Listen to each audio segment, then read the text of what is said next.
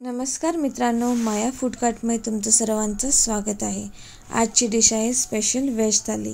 त्यामध्ये मी दाखवला आहे मुगाचा रोस, शेवया, भजी आणि भात। तर मी घेतला आहे सालीचे मूग आणि एक टोमॅटो। त्याला मी प्रॉपर स्लाइस केला आणि कुकरला लावलं। कुकरला लावताना मी खाली स्टँड आणि पाणी आधीच घातलेलं होतं। तर त्यानंतर मी त्याला 3 शिट्या दिल्या। तोपर्यंत आपण रॉसच्या तयारीला लागलो। ते म्हणजे मी अर्धवळ नारळ घेतला, 10 ते 12 लसणीची पाकळी, 1 इंच आलं, 1 चमचा हळद पावडर, 2 चमचे गरम मसाला आणि उभा चिरलेला 1 कांदा। त्यानंतर मी पॅन घेतलं, त्यामध्ये 1 टेबलस्पून तेल ओतलं। त्यामध्ये मी लसणीची पाकळी आणि तुम्ही बघू शकता एवढीच भाजायची आहे, जास्त भाजायची नाही आहेत। आणि आल्याचे तुकडे चांगले फ्राय करून घेतले। एकदम पण फ्राय नाही करायचं, नाही तर त्यांची टेस्ट जाते। त्यानंतर मी त्याच तेलात घातले कांदे। कांद्याचं उभं चिरलेला कांदा घातला आणि प्रॉपर त्याला मऊ केला। त्यानंतर त्यामध्ये मी घातला खोबरं पण चांगलं असं लाल होईपर्यंत परतायचं आहे, फळफळीत व्हायला द्यायचं आहे। त्यानंतरच आपण त्याला मिक्सरला लावू शकतो। तुम्ही पाहू शकता की हे सगळं करायला 10 मिनिटं भरपूर झाली। पटकन नारळसुद्धा म्हणजे खोबरंसुद्धा एकदम ब्राऊन झालेलं आहे, तुम्ही पाहू शकता। खोबरं ब्राऊन झालं की त्याचा मस्त सुगंध असा स्मेल येतो, जे बघताच म्हणजे एवढं मस्त स्मेल येतो की आपण अख्ख्या आणि घराभर पसरतो तो स्मेल। तुम्ही बघू शकता की मस्तपैकी सगळी गोष्ट ब्राउनिश अशी झालेली आहेत। 1 चमचा हळद आणि 2 चमचे गरम मसाला, तर सगळ्यांना मिळून आपल्याला मिक्सरला लावायचं आहे आणि एकदम स्मूथ पेस्ट करून घ्यायची आहे। 1 कप पाणीसुद्धा घालायचं आहे त्यामध्ये। तर तुम्ही बघू शकता की आता मी 1 कप पाणी घेतलं आणि त्यामध्ये मी ओतलेलं आहे। तुम्ही जशी तुम्हाला ग्रेव्ही हवी असेल तसे तुम्ही पाणी घालू शकता। मला थोडीशी जाडसर अशी ग्रेव्ही हवी आहे, पण एकदम पातळ ग्रेव्ही हवी आहे। तुम्ही पाहू शकता किती मस्त त्याला कलर आलेला आहे। ह्याला आमच्यामध्ये रॉस म्हणतात।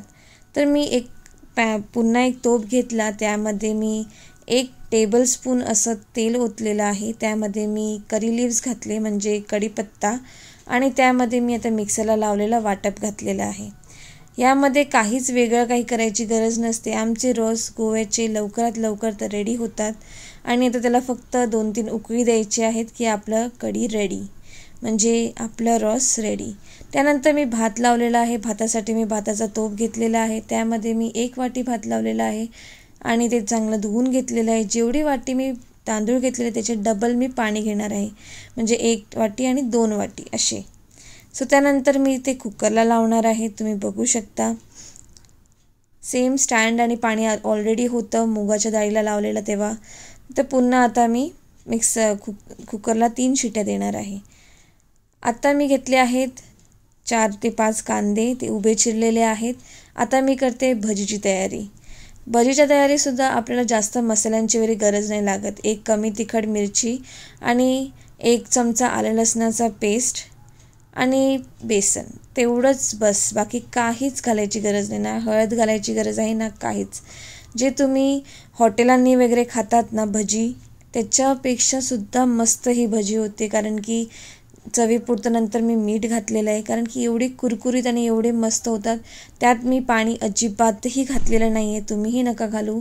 भजी एकदम मस्त होतात। तुम्ही बघू शकता भजी फ्रायला टाकलेली आहे मी आणि ती मस्तपैकी लाल होऊन आणि क्रंची होतात आणि टेस्टला तर 1 नंबर लागतात।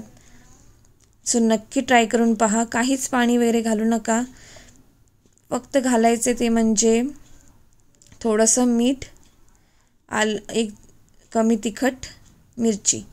त्यानंतर मी खिरीची तयारी केली, ती म्हणजे मी ड्रायफ्रूट्स घेतले, बदाम घेतले 10 ते 12 पाकळी, मी शेवया घेतल्या, कारण की हे सगळे झटपट होणारे डिश आहेत ज्याच्यासाठी जास्त वेळ लागत नाही। 10 ते 12 पिस्ते घेतलेत मी, 10 ते 12 मनुके घेतलेले आहेत, 10 ते 12, आणि त्याला प्रॉपर असं माझ्याकडे एक स्लायसर आहे, त्याच्याने मी स्लाइस केलेलं आहे। तो स्लायसर मी तुम्हाला दाखवते आणि त्याची लिंकसुद्धा मी बायोमध्ये डिस्क्रिप्शनमध्ये घालणार आहे। मी अर्ध लिटर दुधाचा शेवया केलेल्या आहेत। आम्हाला जाडसर असे शेवया आवडतात। तुम्ही पाहू शकता या स्लायसरने किती मस्त स्लाइस केलेत बघा।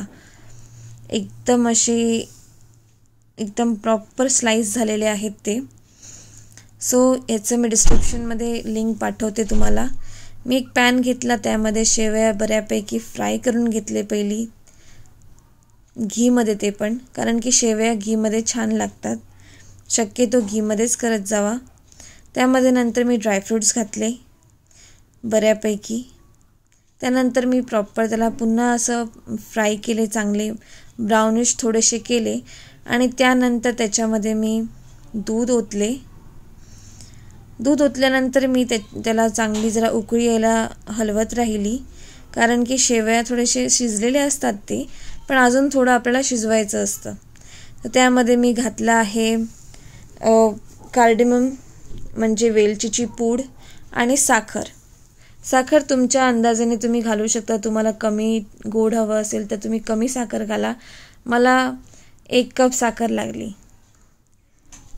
1 कप म्हणजे 4 ते 5 चमचे असतील टीस्पूनचे. सो आपली डिश रेडी झालेली आहे. नक्की लाईक करा, शेअर करा आणि सबस्क्राईब करा.